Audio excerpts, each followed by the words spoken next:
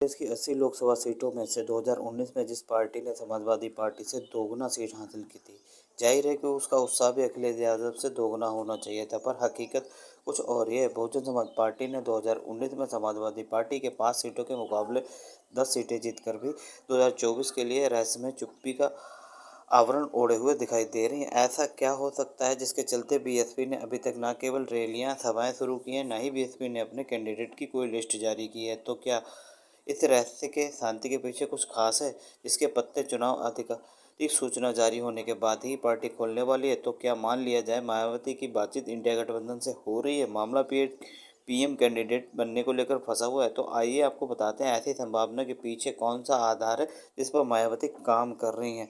अगर Bahujan Samaj party India alliance की ओर से पीएम कैंडिडेट बन जाती है तो कम से कम 5 साल के लिए पार्टी को एक जीवनदान मिल सकता है। पहली बात तो यह है कि उनके पीएम कैंडिडेट बनते ही देश की राजनीति में वो हाईलाइटेड हो जाएंगी।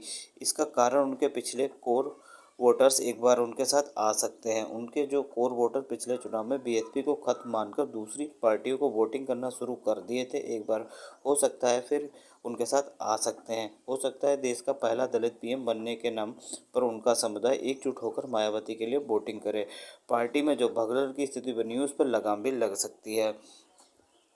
आपको बता दें 2019 के आम चुनाव में मायावती पार्टी को 22% वोट मिले थे। पार्टी ने सपा के साथ गठबंधन में 38 सीटों पर चुनाव लड़ा था। 2022 में विधान चुनाव में बसपा के वोट शेयर में 10% की भारी गिरावट देखी गई थी।